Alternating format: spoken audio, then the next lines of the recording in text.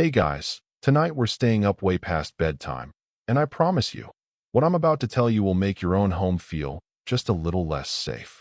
You feel the floorboards breathe under your weight as you move from room to room. Every shadow seems to stretch a little longer than it should, and the air itself carries a faint, unspoken weight, like someone else's breath mingling with yours. If you glance at a mirror or the corner of a ceiling, be warned, you'll wish you never looked out that window, never noticed how the glass sometimes reflects more than it should. So, before you get comfortable, take a moment to like the video and subscribe, but only if you genuinely enjoy what I do here. And while you're at it, drop in the comments your current local time and one creepy thing in your room right now. Now, dim the lights. Maybe turn on a fan for that soft background hum that masks the silence just enough to keep you on edge, and let's ease into tonight's journey together.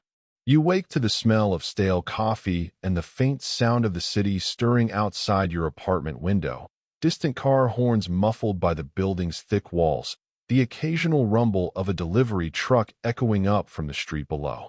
The morning light cuts slits across the carpet, sharp and golden, but something in the brightness feels wrong, too harsh, like it's illuminating details you'd rather keep hidden in the soft gray of pre-dawn.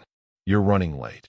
Your usual caffeine fix is still warm in your hand, the mug's ceramic surface slick against your palm from the steam, but then you notice her eyes peeking around the edge of the hallway, a single strand of dark hair dangling like a spider's leg, swaying gently in an unfelt breeze.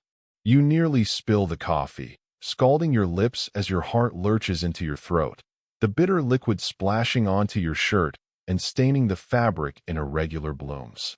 Her small, teasing giggle drifts from just out of view, a sound both innocent and alien, echoing slightly off the narrow walls lined with framed photos of happier times, vacations, weddings, moments frozen in glass that now feel like taunts. You tell yourself she's just being playful. After all, she's never liked horror, never liked pranks. This is new, out of character for the woman who preferred quiet evenings with books and herbal tea.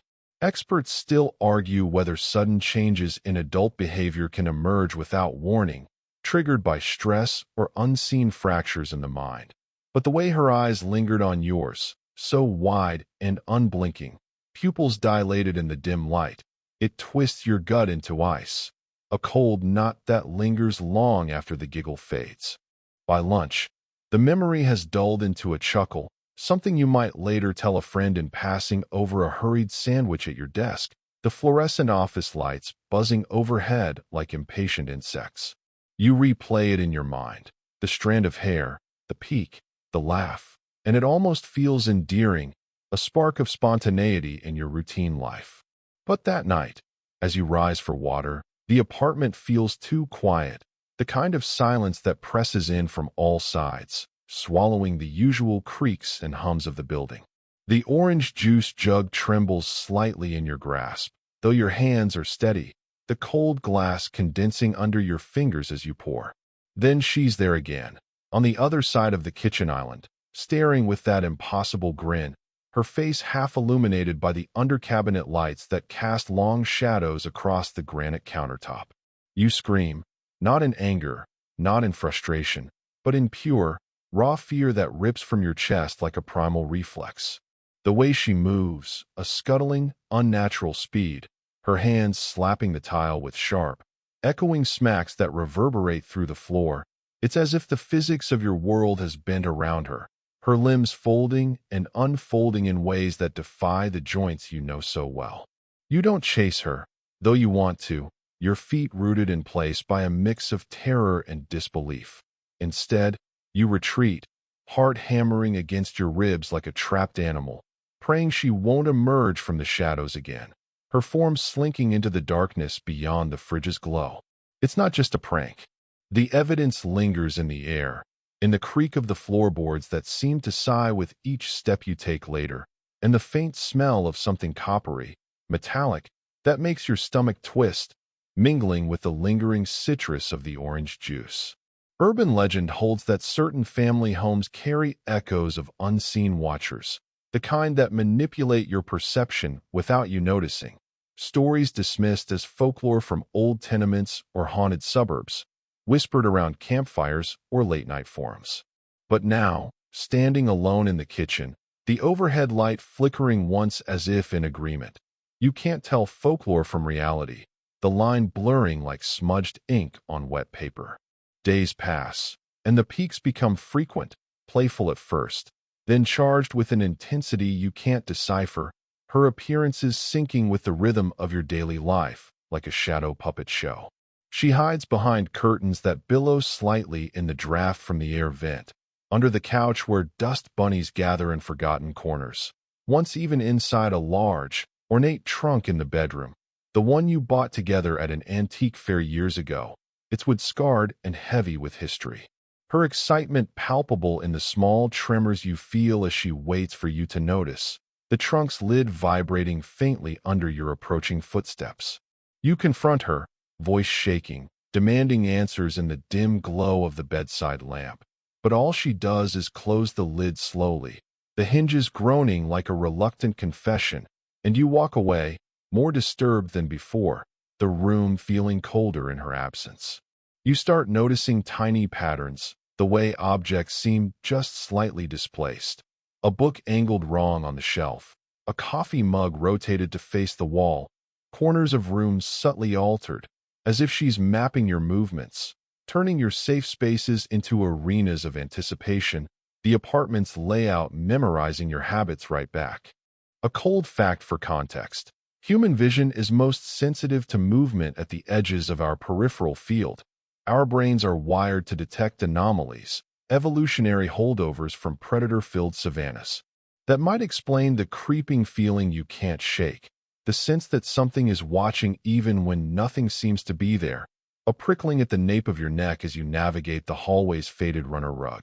Experts still argue whether paranoia born from perceived surveillance can manifest physically, tightening muscles or quickening breath.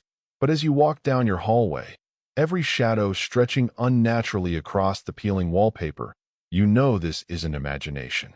You hear a faint giggle, a hiccuping sound that bubbles up from the vents or behind the closed doors, and freeze, your skin erupting in goose flesh. Somewhere in the apartment, she's hiding, waiting, watching, thrilled by your fear, her presence a constant hum beneath the surface of normalcy. You stop sleeping properly. Every hour feels the same, gray, hushed, breathless, the digital clock on the nightstand glowing red numbers that blur in your exhaustion. When you close your eyes, you dream of the hallway, stretched too long, impossibly elongated like a funhouse mirror, the wallpaper sweating beads of moisture that drip onto the floor, her silhouette flickering between door frames like a bad transmission, static crackling in your ears.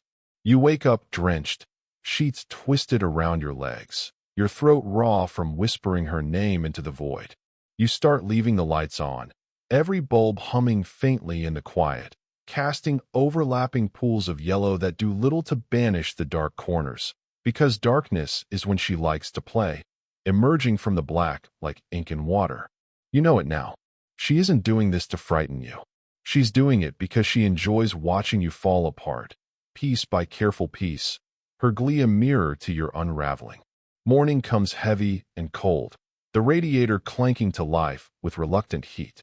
You find her in the kitchen again, barefoot on the chilled tile, staring out the window at the gray skyline, pigeons fluttering on the fire escape.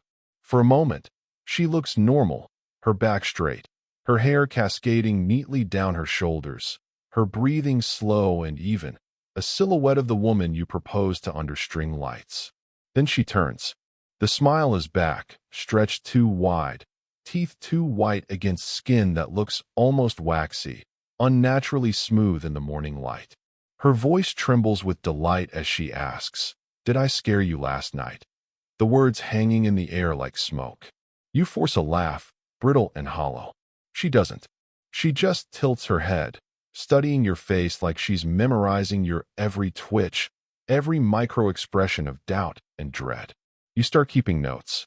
Every incident, every hiding place, every strange sound, scribbled in a spiral notebook on the coffee table, pages filling with frantic handwriting. A pattern emerges, She always hides facing north, toward the old brick wall of the neighboring building. Always giggles before vanishing, the sound cutting off abruptly like a record scratch. Always stares before dawn, her eyes catching the first pale light. You tell yourself it's a psychological break, that maybe she's sick, maybe you both are, the stress of city life cracking open hidden faults. But then there's the moment in the shower, the moment everything tilts beyond return, the point where doubt shatters. The steam fogs the mirror, thick and swirling, and you hum just to fill the silence, an old tune from your courtship days, the water pounding hot against your back. You reach for the shampoo bottle, fingers slick, and when your eyes catch the reflection, she's there. Not behind you, where the curtain rustles faintly. Inside the mirror, her face pressed against the glass from the other side, cheeks flattened and distorted, eyes wide and bloodshot with veins like red threads, her grin impossibly sharp, teeth glinting. The reflection fogs and clears again in patches, and she's gone, leaving only condensation trails like fingerprints. You stumble backward, falling, the curtain tearing down with you in a cascade of plastic rings, water spraying wildly. You shout her name, the sound echoing off the tiles. The apartment answers with laughter, high and hiccuping, seeping through the walls. Experts often cite auditory hallucinations as a symptom of sleep deprivation, voices that seem to come from nowhere yet feel intimately known. But what they don't mention is how real those voices sound when they belong to someone you love, laced with familiarity that twists the knife. When you find wet footprints leading from the bathroom to the hall, each one facing the wrong direction, toes pointed backward like a creature's gait, you realize you're no longer living with her. You're living inside her game, the rules written in shadows and echoes. You stop working. Stop calling family. Stop checking the door locks, because what's the point? The chain hangs loose and used. She doesn't need doors anymore, slipping through cracks in perception. You start finding her handwriting on walls, tiny, careful sentences carved with something sharp into the drywall. You're it. Over and over, in looping script that matches her old grocery lists. You scrub until your fingers bleed, nails splitting against the rough surface. But the marks keep returning, rewritten, fresh, the plastered dust mingling with your blood. When you finally call her parents, they sound relieved to hear from you at first, their voices crackling over the line from their quiet suburban home. You explain what's happening, your voice breaking halfway through, words tumbling out in a rush of desperation, and then the line goes quiet, a pause that stretches like taut wire. After a long pause, her mother whispers, "That's impossible," her tone laced with a grief you can feel through the phone. You ask what she means, gripping the receiver until your knuckles whiten. "Lynn's been gone for weeks," she says, voice cracking. "She called us. Said she was staying with you, but we haven't seen her since the funeral." The words land like blows, each one heavier than the last. The phone slips from your hand, clattering to the floor. You don't even ask, "Whose funeral?" You already know, the pieces clicking into place with horrific clarity. The accident on the rain-slicked highway, the call you never fully processed in your shock, the empty casket because there was nothing left to bury. That night, you find the trunk again, the same one she used to hide in, now dragged to the center of the living room. Its position impossible. You're sure it wasn't there before, the rug beneath it unmarked by drag lines. The air tastes metallic, damp, the smell of rot faint beneath the furniture polish, and the underlying mildew from the building's old pipes. You kneel, heart thrumming against your ribs like a war drum. You lift the lid, the wood creaking in protest. Inside, darkness breathes, a subtle rise and fall. Something moves, a rustle of fabric or flesh. Then, from deep within, her voice sings out, soft, sweet, familiar, the lilt you fell in love with, "I found you." The words curl around you like smoke. You stumble back, the trunk slamming shut on its own with a resounding thud that shakes the floor. The air goes still, heavy and expectant. The apartment feels empty again, but you know better now. You know she's still here, watching, waiting for you to play again, the game eternal. The fluorescent lights of the emergency room flicker overhead, buzzing erratically as nurses bustle in scrubs that whisper with each step. The antiseptic smell, a harsh contrast to the copper tang that clings stubbornly to your senses, embedded in your clothes and skin. Every movement of the nurses feels amplified, their gloved hands precise yet distant, every shadow in the corners of the room suspicious, pooling like ink under the gurneys. You keep glancing at the door, half expecting to see her crouched on the window ledge outside, grin pressed flat against the glass, fogging it with her breath. Experts still argue whether trauma can manifest as hyperawareness long after a single event, heightening senses to predatory levels. And right now, your hyperawareness is a lifeline, scanning for any flicker of unnatural movement. 11 stitches in your arm, 3 across your back. The needles tug, a sharp reminder as the doctor works in silence. Each one feels like a tally mark, counting the nights you've survived, counting the number of times you've glimpsed her impossibly wide eyes in the dark, reflecting the ER's harsh lights. You wanted reassurance, some logical explanation from the staff, but the nurses are just concerned with bandages and discharge papers, their voices clipped and professional. You mumble your thanks, but your mind is already elsewhere, replaying the trunk's breath, the voice from the void. The world outside these walls is no longer a place of safety. It's a theater for her games, and every reflective surface is a potential stage, every polished floor a mirror to her grin. You find yourself at a roadside motel an hour away, the kind with flickering neon signs and gravel crunching under your tires, the curtains drawn tight against the parking lot's sodium lights. The lock on the door double-checked, then tripled with the chain. Your body shakes as you pace the room in boxers, sweat and antiseptic mingling on your skin, the carpet threadbare and smelling of old cigarettes. You try to call Chris, your oldest friend, but your hands are too unsteady, fingers fumbling the screen. When you finally get through, his voice is calm, too calm, grounded in his own normal life, and you realize he doesn't know the half of it. How could he? You're afraid that even telling him everything would sound insane, a rant from a broken mind. And yet, you know it's true. Every syllable, every shadow-seen glimpse. Time blurs in the motel's stale air.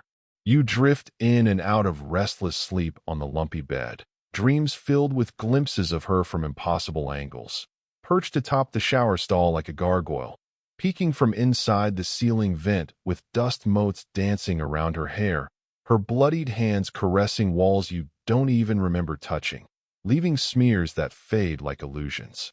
In the dream, she whispers, the sound barely audible over the hum of the ice machine outside. I'm always here. And when you wake, the motel room feels wrong, air thick and oppressive, shadows pooling unnaturally in corners despite the drawn blinds. Your phone vibrates on the nightstand. Unknown number. One new photo. Her face, pressed to the window opposite your bed, eyes wide, grin still sharp as razors, the glass warped slightly by the pressure. You drop the phone, heart pounding, the photo burnt into your retinas, superimposing itself on the real window. Outside, the world is too quiet. No cars passing on the highway, no distant chatter from other rooms, nothing but the faint hum of the air conditioner straining against the night. Yet you can feel her.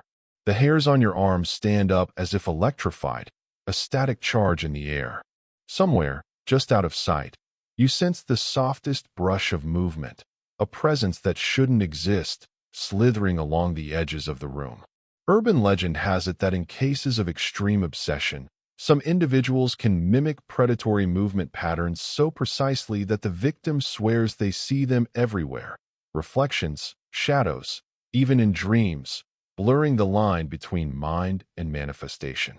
Experts still argue whether it's psychological projection or actual paranormal phenomenon, citing case studies of grief-warped hauntings.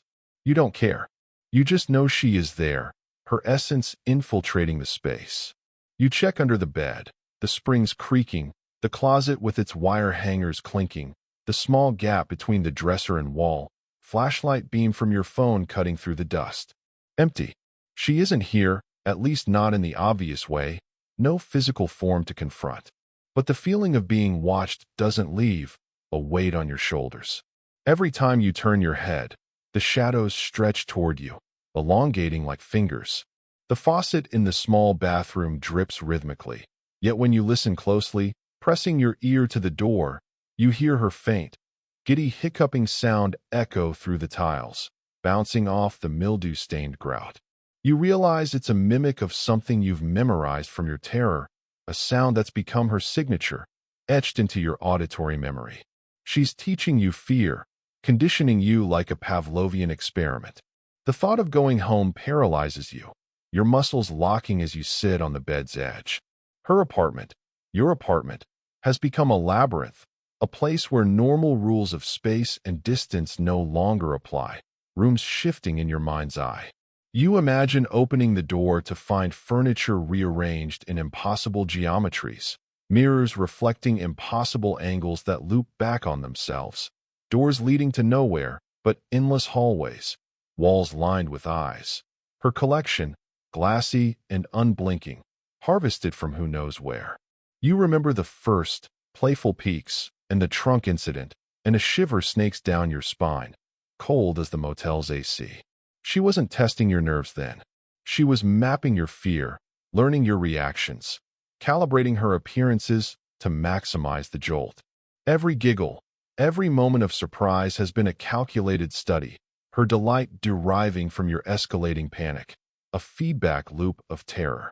Chris offers to stay with you over the phone, his voice steady, but you refuse, the words catching in your throat.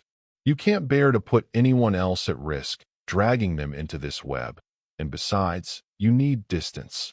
Physical distance to outrun her reach, mental distance to cling to fragments of logic, a buffer of sanity to remind yourself that the world still has rules, even if yours are crumbling. You attempt a call to the police, but it's half-hearted, the dispatcher's voice polite but distant. They can't understand the way she moves, the omnipresent dread that defies reports and evidence. How do you explain a wife who is everywhere and nowhere at once, who toys with shadows and reflections as if she owns them, bending light and sound to her will? Their skepticism only mirrors your own doubts, the lingering whisper that maybe you're imagining the extremity of it all, grief manifesting as madness. Hours crawl in the motel's dim light, the clock's hands mocking your insomnia.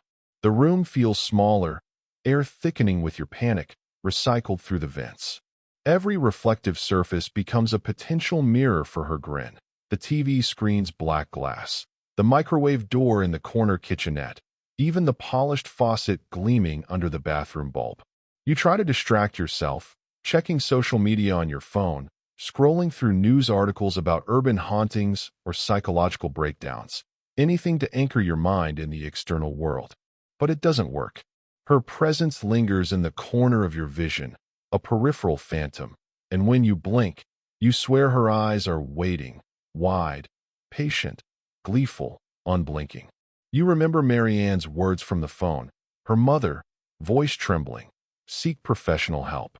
Not as a suggestion, but a warning, laced with the pain of loss. And you realize the problem isn't just her. It's something deeper, something beyond conventional understanding, a fracture in reality itself. This isn't merely mental illness. It's obsession, precision, and a pathological enjoyment of fear that seems to transcend ordinary human limits, as if death has amplified her, unbound her from flesh. Somewhere, something has allowed her to become more than herself, a predator disguised as your wife, eternal in her pursuit. You sit in the motel chair, drenched in sweat that cools clammily, staring at the grainy photo she sent, replaying the sound of her hiccuping, the image of bloodied hands scraping walls, an impossibly wide grin that splits her face beyond anatomy. Every rational thought screams to leave, to drive farther, to vanish into anonymity, but every instinct, every nerve in your body, shivers at the knowledge that she has already followed you, has already observed from the tree-lean or the vents, and is probably just outside, rehearsing her next act of terror with patient delight. The phone buzzes again on the table. One word, soon. You throw it across the room, the device thudding against the wall, but the feeling doesn't leave, vibrating in your bones. You press your back against the wall, willing yourself to breathe, trying to focus on anything but the inevitability that you are never truly alone. Somewhere, hidden in every shadow, every reflective surface, every silence between heartbeats, she waits. And you know, deep down, that she always has, from the moment the car spun out on that rain-slicked road. You wake with a start, sunlight crawling reluctantly through the edges of the motel curtains, though it feels more like a spotlight on a stage than morning light, harsh and interrogating. Your arms ache, stitches pulling with every movement like threads tugging at flesh, but the ache in your chest is far worse, a hollow void where certainty used to live. You haven't slept properly in days, and the motel walls feel as though they're closing in with each shallow breath, the peeling wallpaper patterns shifting when you're not looking directly. You keep glancing toward the window, half expecting her eyes to appear again, pressed against the pane, but the glass remains empty, sun-speckled and innocuous, mocking your vigilance. Experts still argue whether prolonged exposure to stress and fear can warp perception permanently, or whether what you've been experiencing is the prelude to something far stranger, a bleed-through from beyond. Your phone buzzes, cracked screen lighting up. Another unknown number. This time, no image, just a brief message you can't hide. Your heart hammers, and a cold weight settles over your chest like a shroud. You can't call the police again. Their skepticism would slice away the urgency like a dull blade, dismissing it as delusion. You need to confront this yourself. You need to see her, to understand why the person you married has transformed into something that can haunt your every glance, every breath. You pack a small bag, ignoring the way your hands shake violently, zipper teeth chattering. Each movement feels like a countdown toward the inevitable, the bag's weight a meager armor. You return to the house, the drive a blur of highway lines, and gripping the wheel until your palms cramp. The street is unusually silent, a vacuum of sound that presses against your ears, no children playing, no dogs barking, just the wind rustling leaves in unnatural patterns. As you approach, the front door looms slightly ajar, a silent invitation gaping like a wound, and a stark reminder that she has no respect for boundaries, locks or otherwise. Your footsteps crunch over debris on the walkway, shards of glass glinting in the sun, small indentations in the dirt, footprints that are impossible to trace but impossible to ignore, some backward, some overlapping in defiance of sequence. Urban legend claims that obsessive individuals sometimes leave markers for their victims, almost like breadcrumbs for predatory rituals, etched into the environment. Experts still argue whether this is conscious or subconscious, a manifestation of intent or instinct. You don't care which it is. You just know the trail ends inside, pulling you forward. Inside, the house is darker than you remember, curtains drawn tight, air heavy with rot and old dust that swirls in the faint light leaking through cracks, stirring memories of better days. You move slowly, calling her name in a low, measured voice that echoes off the walls. Lynn? Nothing answers but the drip of a faucet somewhere. You check the kitchen, counters dusted with neglect, the living room with its sagging couch, even the trunk at the foot of your bed, but it's empty, lid propped open like a yawning mouth. The absence of her presence is worse than seeing her, a void that hums with anticipation. You feel her watching, a predatory patience, the way a cat crouches and waits for the perfect moment to pounce, muscles coiled. The sound of dripping water echoes from somewhere above, rhythmic and insistent. You move toward the bathroom, every step feeling like it distorts the space around you. The hallway lengthening subtly, wallpaper patterns swirling. The closet in the bedroom. You hesitate, dread pooling like lead in your stomach, hand trembling on the knob. Inside, rows of animal eyes, meticulously collected from taxidermy scraps, or worse, arranged in silent judgment on shelves, glassy and staring, reflect the dim light. A giddy, hiccuping sound echoes faintly, almost impossibly, from below. You step back, only to find her crouched beneath the bed, knees drawn up, vibrating with excitement. She isn't hiding now. She's anticipating, eyes wild and grin impossibly wide, lips cracked and bloody. Her bloody fingers twitch, as if urging you toward her, nails elongated and sharp. She is the living embodiment of the urban legend you read years ago about people who manipulate their environment to amplify fear, twisting space, shadows, and light into a personal playground of terror, a maestro of dread. Experts still argue whether it's insanity, possession, or some unknown phenomenon that defies science, but it no longer matters. You are facing it, here, in your own bedroom, the air thick with her scent, metallic and floral, a perverse blend. You attempt to reason. Soft words, a gentle voice, promises of help, reaching back to the vows you shared. I only want to help you, Len. We can get through this, you say, stepping closer, the floorboards creaking underfoot. Her grin twists, a mixture of joy and hunger, eyes flicking over your face. The glass shard from before, jagged and bloodstained, catches the morning light filtering through the blinds, trembling in her hand. You remember the nightmare at the ER, the pain of her attacks slicing through flesh, the unstoppable force of her obsession that ignored pleas. She's not human anymore, or at least not entirely, something else wearing her skin. Your instincts scream to run, legs tensing, but love roots you in place, a desperate anchor. You want to save her, your wife, your partner of 6 years, the one who laughed at your bad jokes. But every step forward risks everything, the shard glinting like a promise. She shifts her focus from you to Chris, who has somehow arrived. You hear his voice behind you in the doorway, a call to caution. Hey, man, easy. But she moves faster than humanly possible, sprinting toward the doorway on all fours, the shard glinting in arcs. Your arm moves on its own, pushing Chris out of danger, shoulders shoving him into the hall, your body reacting before your mind can process the blur of motion.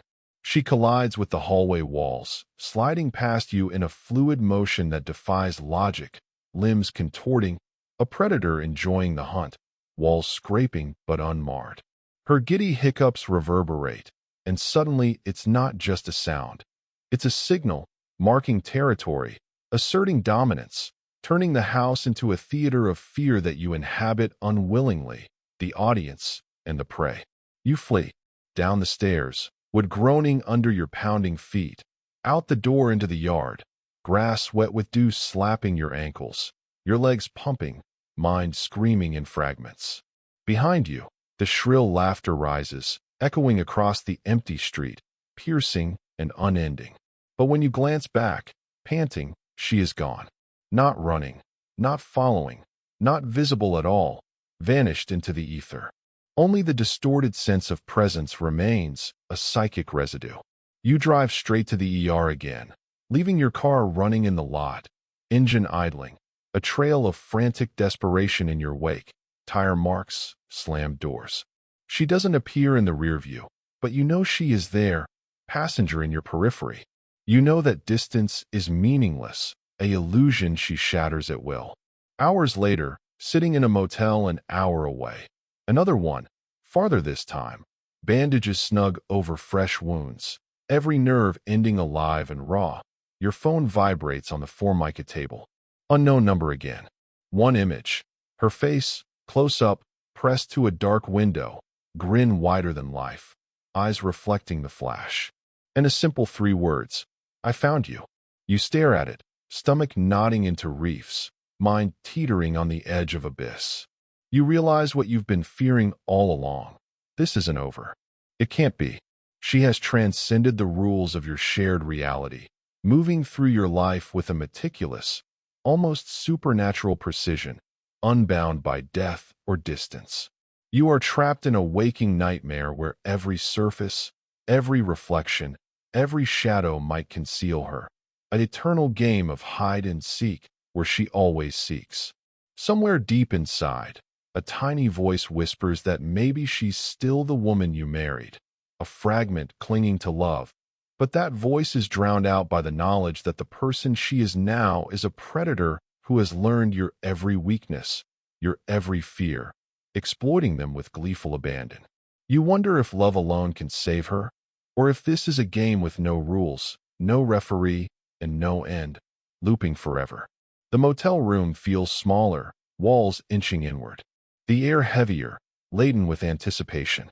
And somewhere beyond the walls, waiting in the parking lot's gloom or the vent's whisper, she watches, patient as eternity. You clutch the phone, heart hammering a frantic rhythm, realizing that for the first time in your life, you are completely, utterly alone, except for the omnipresent eyes, gleaming in the dark, unblinking. The day slows to a crawl, and you allow your body to sink into the motel chair, exhausted but unable to sleep, muscles twitching with residual adrenaline. Every sound, an air vent humming like a distant laugh, a distant car engine rumbling to life then fading, the flick of a curtain in the wind through a cracked window, sets your nerves on edge, jolting you upright. You tell yourself it's only adrenaline, only the mind exaggerating shadows into threats, and yet the feeling of being watched clings to you like a second skin, inescapable. You take a slow, measured breath and try to let the tension seep out of your shoulders, rolling them back, but it rebounds stronger.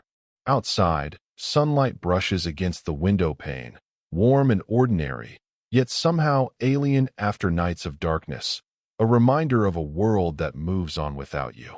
You remember the first time you laughed at her playful peaks, how innocent and human it all seemed, her head popping around the corner with a mischievous smile, hair tousled from sleep. That memory feels like it belongs to someone else, someone who lived in a world with rules and light, before the accident report, before the funeral you attended in a fog. The contrast between then and now makes your chest ache, a physical pain sharp as the stitches. Still, there is a small kernel of hope buried deep. Maybe somewhere inside that gleaming, giddy, terrifying presence is the woman you love, reachable through the veil. Maybe she can be reached, pulled back. Or maybe the game has no pause button, no reset, and you are destined to watch every shadow for the rest of your days. Paranoia your constant companion. Experts still argue whether extreme fear can permanently alter perception, rewiring neural pathways, and whether obsession can carry a force beyond the human, lingering after death in echoes or imprints. You don't care about debates. You only know the sensation of being hunted, of being watched,